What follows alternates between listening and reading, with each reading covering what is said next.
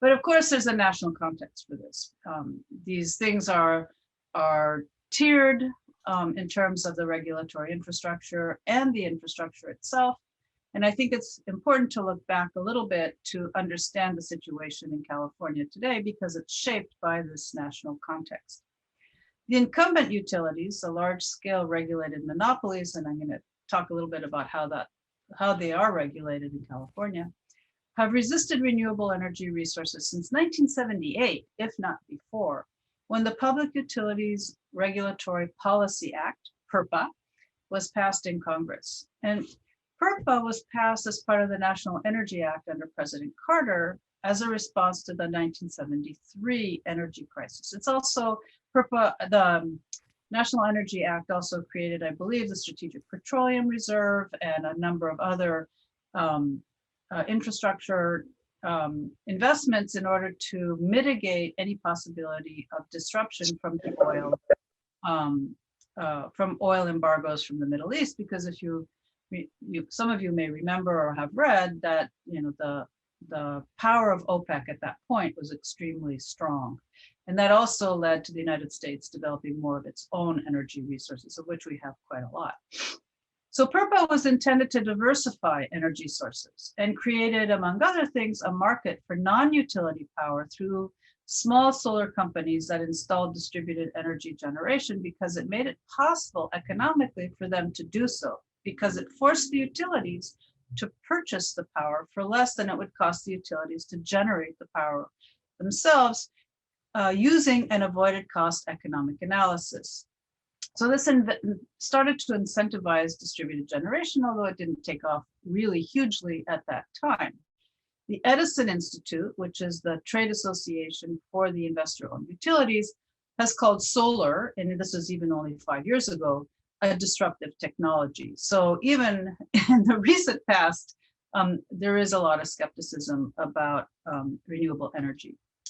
So just this week on Monday, there was a big story in the New York Times about the Biden administration's support for thousands of new power lines and the creation of a grid development authority. It's kind of reminiscent of what the New Deal did in terms of distributing electricity to rural areas. And he wants to speed up the approvals for transmission lines. And these transmission lines will likely, if they are built, be located on public lands, because that's the land the federal government can control most easily. And the public lands have served to really facilitate all kinds of development, whether it's petroleum, timber, the railroads, or now more power lines.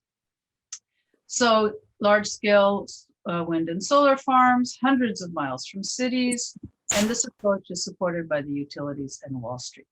The alternative, of course, is distributed generation concentrated in consuming cities and supplemented by extra energy generation in far-off places. So you can see it's already getting set up. So as an illustration of the vulnerability of these large-scale infrastructure power lines, just this week as well, it's a timely talk, the Oregon Bootleg fire on a portion of the Pacific alternating current intertie caused the power to trip and go out of service, and 4.8 gigawatts of capacity were lost. That's about 8% of peak load. And it was, as you may know, very, very hot in the West. This led to a flex alert requirement. Please reduce your energy use. The utilities were preparing for rolling brownouts, which fortunately didn't occur. And yet, despite this kind of increasing evidence, the Biden administration is asking for more power lines that go through landscapes like this. And I just wanted to show you an example of the specific intertie coming to Los Angeles, to the San Fernando Valley. And on the right, my right at least, you can see the major electric transmission lines. The red is the Northern California, in quotes, Pacific Gas and Electric investor-owned utility. The blue is Southern California Edison. The green down below is LADWP.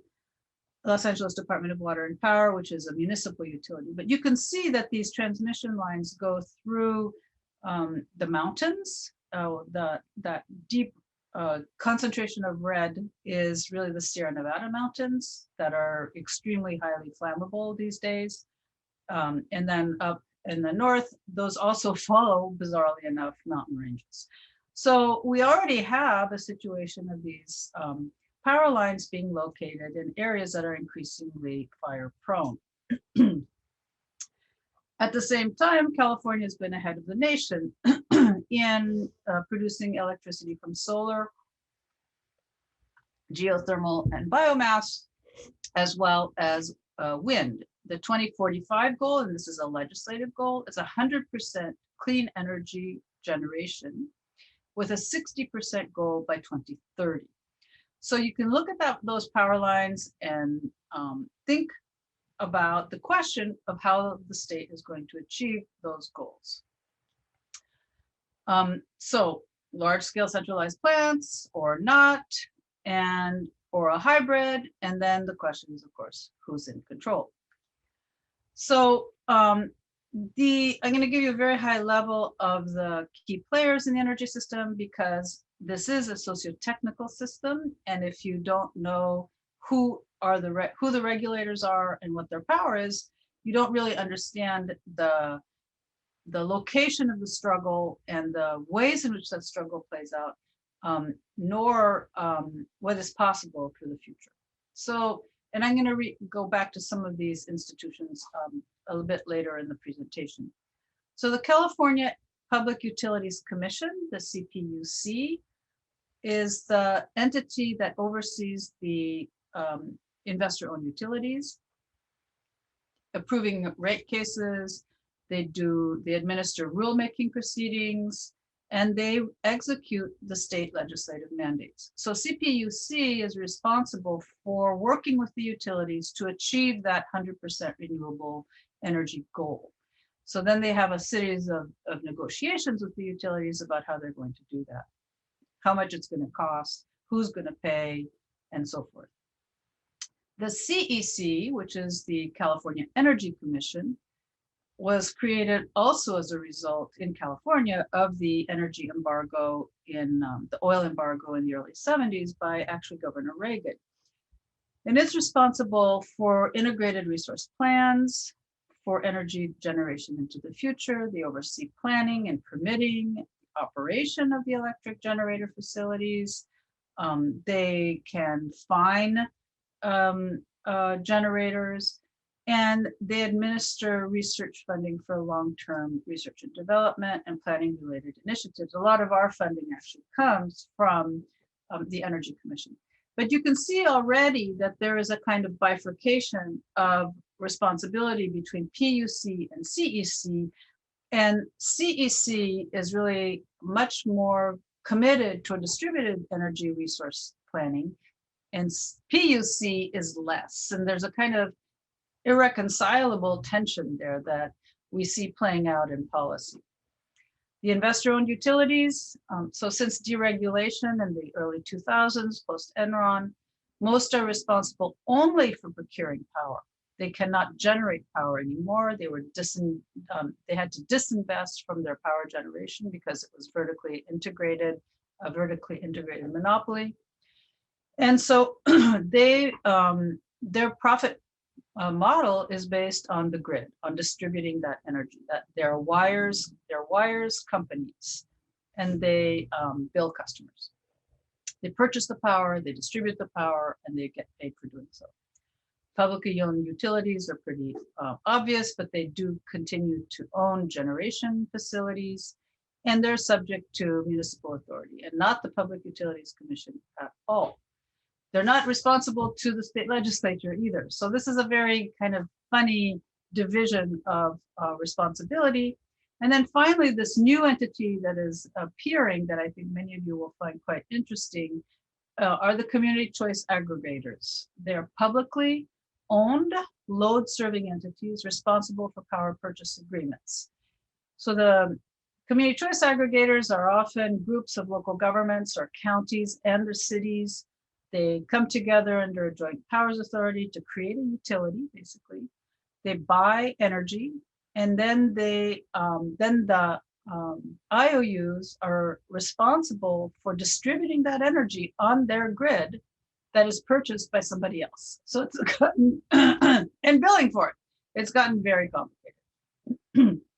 So as I said, who decides the future of the grid is really the Public Utilities Commission.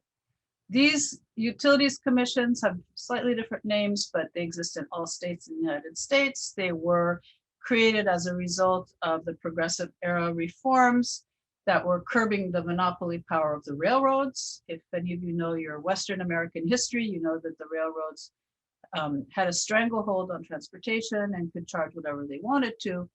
And it led to a great deal of hardship. And as a result, under the progressive era, these public utilities commissions were created. This one was initially the Railroad Commission, obviously.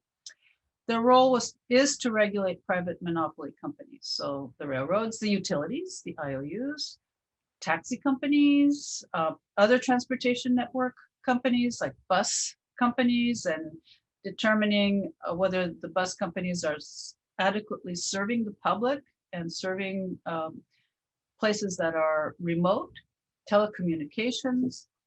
They, in California, it's made up of 5 gubernatorial appointees, and there's about 1,000 staff. So you can see this is a very, very seriously big agency. And they make decisions on rates. So how much the utilities can charge the ratepayer in order to make it affordable, but also they determine the returns on investment to the utility shareholders and how much the utilities need to spend on infrastructure investments. The utilities have an enormous bank of lawyers who engage in all of the proceedings all of the time, because each one of those decisions is means a lot for the viability of those utilities.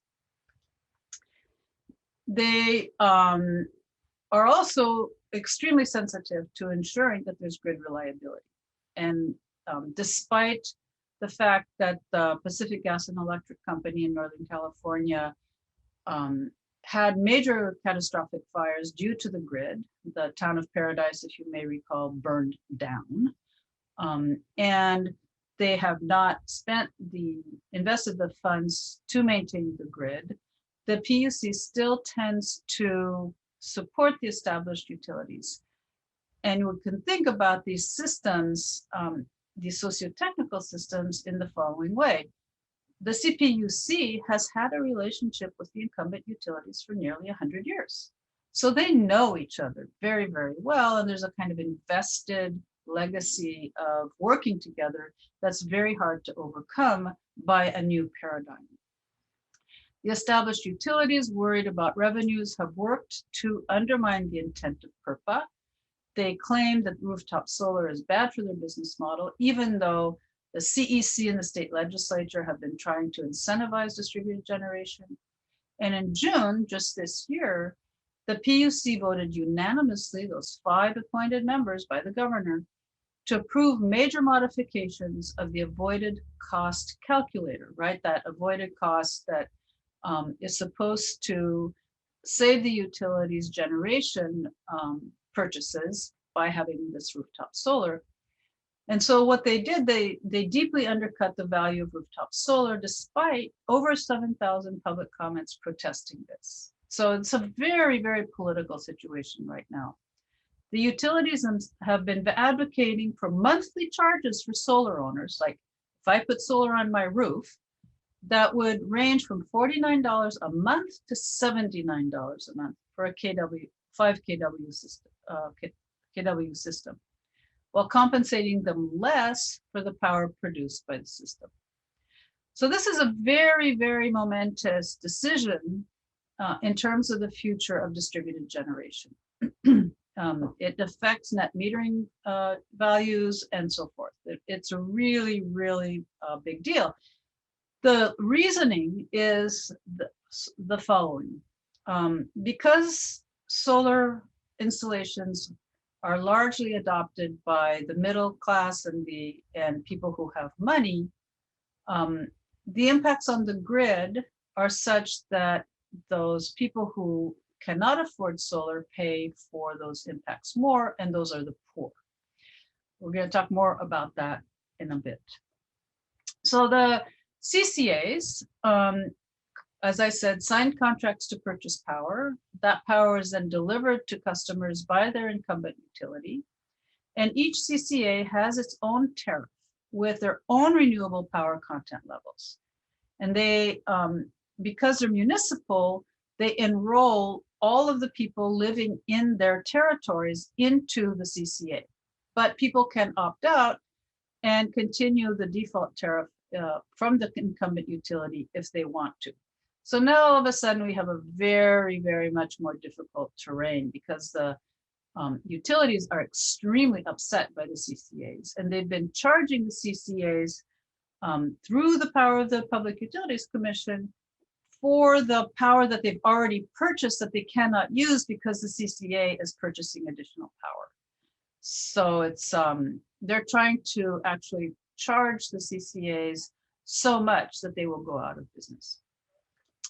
So at the same time, because there's the very confused terrain, the PUC opened up the mother of all proceedings to prepare the grid for the new wave of DERs. Now that they've just tried to regulate them out of economic feasibility, they also are preparing these proceedings for a new wave of DERs. So it's very murky what really is going to be emerging.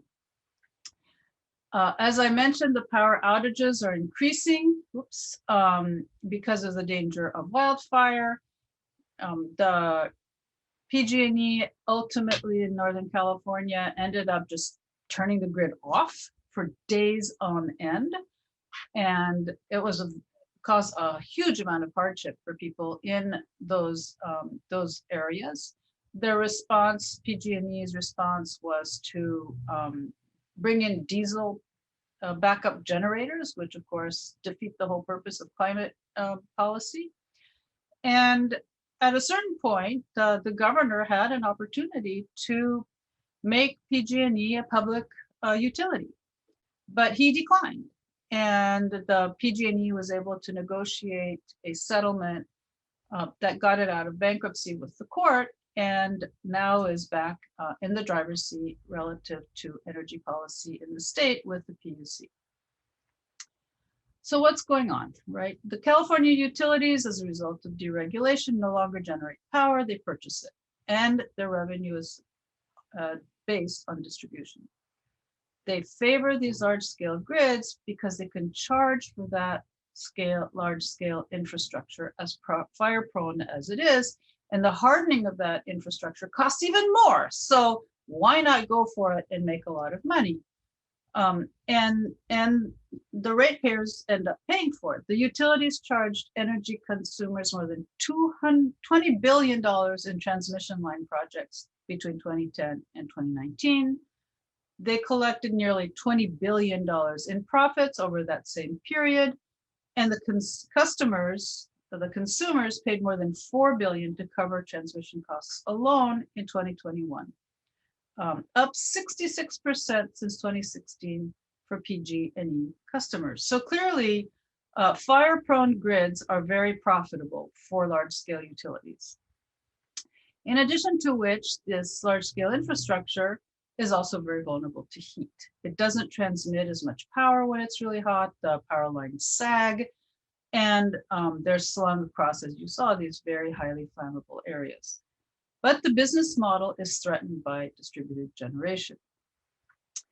And so one of the primary examples of utility obstacles is this thing called Rule 21. So to install solar locally, the utility must agree to that installation, obviously, because it ties into the local grid. The local grid analysis under Rule 21 must establish that the total combined nameplate capacity of all generation assets connected to each distribution circuit must not exceed 15% of the historical maximum load experienced on that circuit over the past 18 months. So that means that, say, 5 of my neighbors have solar, and I want to add solar on my roof, Rule 21 could forbid me from doing that because those other solar arrays already are starting to reach the 15% historical maximum load. So what they've really done is, because they're not upgrading the local grid, is curtail the possibility through a poor infrastructure of distributed energy resources.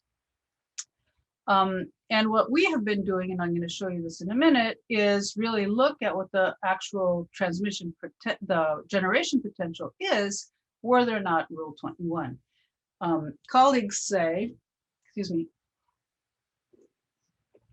Rule 21 is just a rule of thumb. It doesn't have any really valid proof behind it that it's 15%, it could be 20%, it could be 7%, it could be 25 or 30 or 50. We really don't know, and the utilities are not opening up that information as to why it's 15%. So if we look at it more closely with the data that we have developed from an equity impact lens, we start to ask a lot of questions. And the backbone of our analysis is our energy atlas. We've been able to get parcel level building energy use, electricity and natural gas, across LA County for Edison territory, and now the Bay Area with PG&E territory, plus LADWP, but we don't have as much refined grid analysis for them. So electricity and natural gas. So we're able to see what parts of the city, and I mean the region, use more energy or less energy, and all of the kind of correlations that exist with that energy use. So this is the energy atlas, and you can see we use residential income, building vintage, building type, building size, and from that we can look at things like population and do a whole set of correlations. And you can't see, well, at least I can't see with my bar up here, but you can make choices, to drop down menu of the city, combined BTU, electricity, natural gas, and so forth. So it's a very useful tool for beginning to unpack what energy use looks like in the region. So what we have done, we have a paper, and I meant to put the link to the paper in on the bottom of this slide, but I forgot. So I'm sorry. I can send you that paper citation. So we looked at capacity and Rule 21 limitation trends. Rule 21 limitations on the left side on peak solar exports range from 0 to over 28 megawatts across the study area. And in B, you can see areas where power generation would be underutilized due to regulatory constraints, and they're dispersed throughout the county in both the urban and rural areas. And we don't show Los Angeles because it has its own municipal utility. We have also, Los Angeles County has created a solar map using aerial imagery and flyovers of the whole county that determine which rooftops are actually suitable for solar. And we've used that to create that solar tool that I'll tell you about in a minute. So you can see that there are areas that are really, there's a lot of solar potential in the region that is not possible to exploit due to Rule 21 and grid constraints. So what else? So for distributed generation to expand, the local grid needs to be upgraded to be able to accommodate decentralized assets. We need grid interactive buildings, so better technologies. We need customer generation and storage, and we need to increase the hosting capacity of the distribution circuits to allow more behind the meter connections. The utilities don't see that as a profitable business model. What we have also discovered is that low-income neighborhoods, which are older, suffer from the oldest grid infrastructure, hence are even less able to install distributed generation than the wealthier neighborhoods which are newer and have new infrastructure. Now, we also must keep in mind that increased vehicle electrification is going to require more electricity. And so we're getting to a point of very serious tipping points. And we have always advocated that the strategy in the end must be sufficiency and energy parsimony. And I'm going to show you why that's the case. So what this shows that in environment and CalEnviroscreen neighborhoods. CalEnviroscreen it's a very interesting map that you can Google under California Enviroscreen if any of you are on wish to, and it shows where the most disadvantaged communities are rated based on income and environmental hazard, so air pollution, toxic substances, and so forth, and they're put together in this heat map, and you can see. CalEnviroscreen has a certain score for each one of those block groups. So you can see the relationship between underutilized capacity generation and the CalEnviro score, and they trend together. Oops.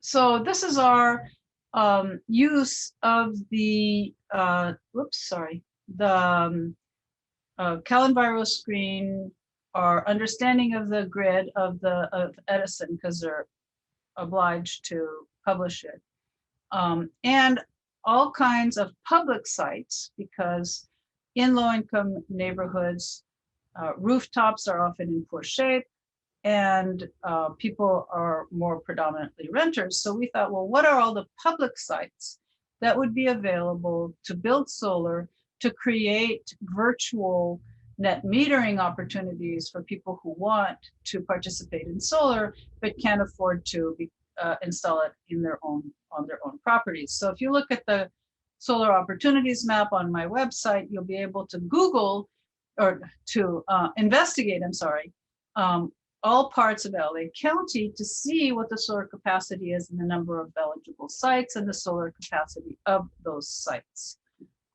So we have been working to develop this website with local nonprofit organizations to make it such that it's actually usable by those groups and organizations to advocate for more solar generation in their neighborhoods.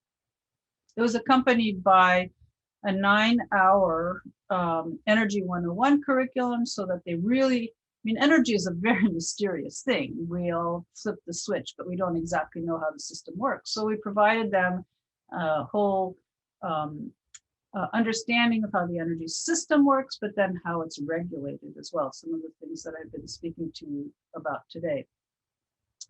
So there's no doubt there's a lot of energy inequality on multiple fronts. Based on our parcel level monthly billing data from 2006 to 2018, we ascertained that in LA, the wealthy, and we have a paper on this too that I will send to Johan, and if you're interested, you can distribute it. The wealthy use 10 times more energy per capita than the less affluent, 10 times. But their houses are much more efficient per square foot. So here you have a classic example of the Jevons paradox, right? More efficiency leads to more use. The less affluent have significantly less solar installations. There are more renters, more apartment dwellers, less well-maintained roofs, fewer electric vehicles. But it's more likely that they can meet their energy demands or needs with rooftop installations and solar because they have smaller houses. So that while the wealthy's larger and larger houses actually make it more challenging to supply enough rooftop solar to supply their needs. So that's why we feel that energy parsimony is a really important concept to think about, given that solar takes up a lot of room. So does wind. So it brings us to this big question of a just transition. And I'm sure that you have been thinking about this and been trying to figure out what that means going forward. in the different places in which you work. So initially in labor unions in the US in the 1990s, they introduced the concept of a just transition, the idea of a fair and inclusive energy transition that leaves no one behind. And they were particularly concerned about coal communities, and considers those communities that will bear the worst impact from decarbonization. So what happens to all those jobs? What happens to livelihoods?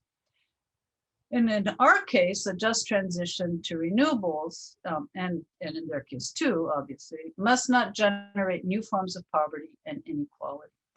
So for us in LA, it means that these undersourced or disadvantaged communities should be able to participate fully in decarbonization as well, and that in so doing, good local jobs are created. Decarbonization and justice, according to the utilities, means that the low-income neighborhoods are going to be the most disadvantaged because their approach to doing so will certainly lead to that. The state is moving slowly to curb the use of natural gas. A number of local governments, Berkeley and San Francisco, I believe, are banning any, Santa Barbara also, any natural gas hookups for new construction. So that puts even more burden on electrical generation and clean electrical generation, because in California, natural gas is used for water and space heating and cooking. It is the predominant energy source for those activities. And natural gas is really cheap compared to electricity. So the electric utilities are concerned about daytime overgeneration by solar that already exists today. We've had to dump solar energy generation for free onto Arizona because we can't use it all most of the time during the middle of the day.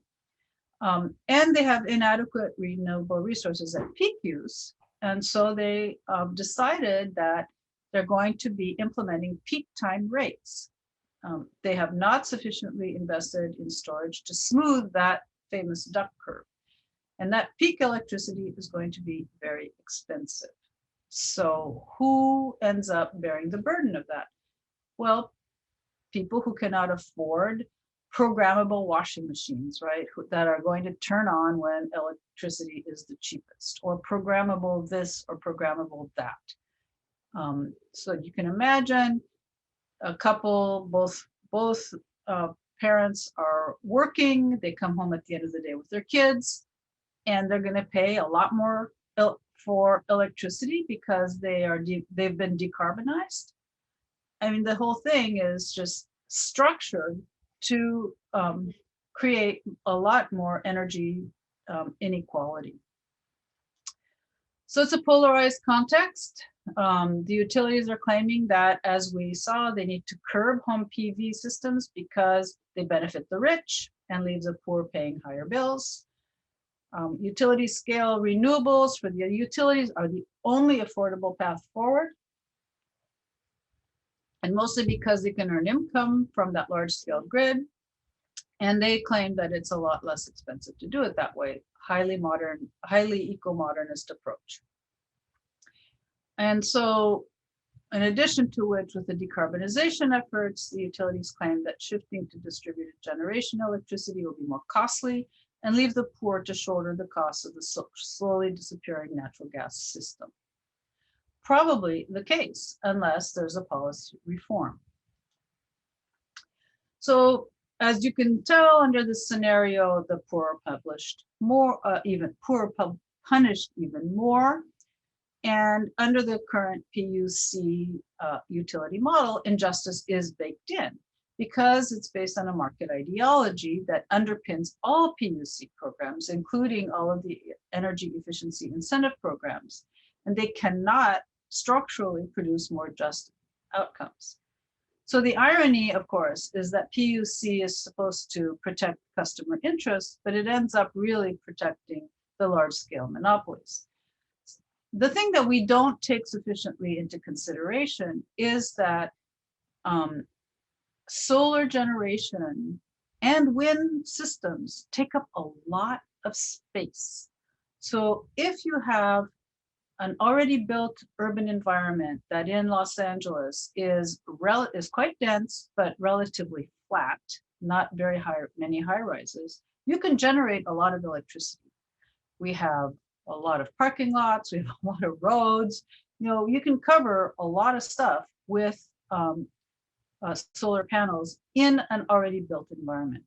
The equivalent outside of the city means you're covering up lots of land, whether it's a vernacular landscape, a landscape of,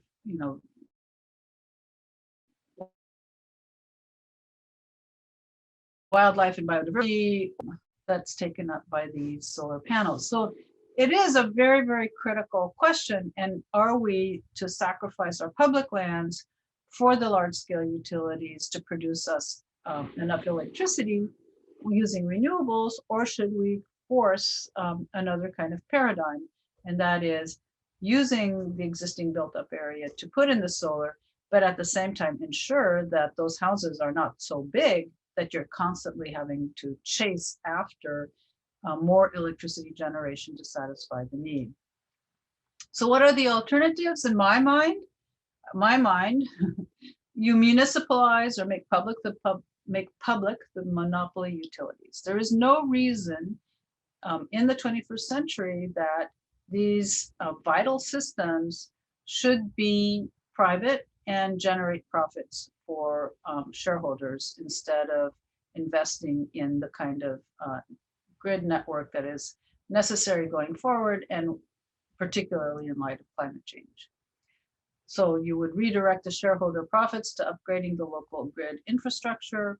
You would, if the problem is that the poor can't install solar installations, you build them for them. That's really not a mystery about how you do this.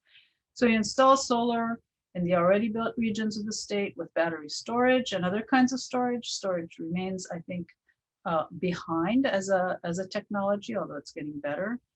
You create access to solar arrays for renters through virtual net metering. You support the public utilities such as the CCAs. You aggressively price electricity to reflect use by the affluent. If you have 2 electric cars, you pay way, way, way, way more for that electricity than if you have a small, like electric bicycle or electric motorcycle.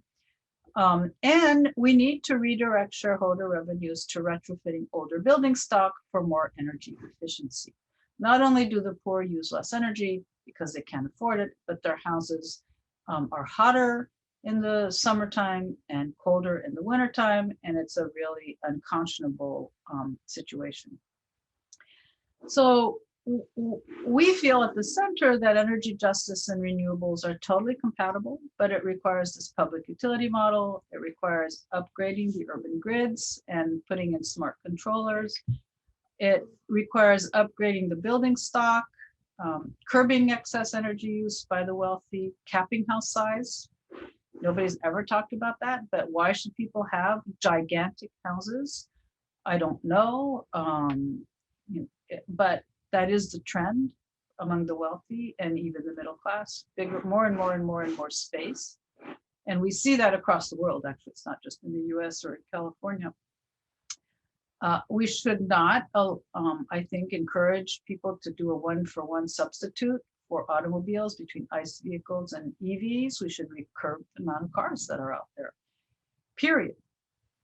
And we really should invest in grid capacity by utilizing the screen and creating a culture of sufficiency for all. Really think about what that parsimonious sufficiency looks like, and ensuring that the least affluent are provided with access to solar in some way or another and are not burdened with the legacy costs of the natural gas system or the thermal generation for electricity. So that's a high level quick walk through some of our work and thinking.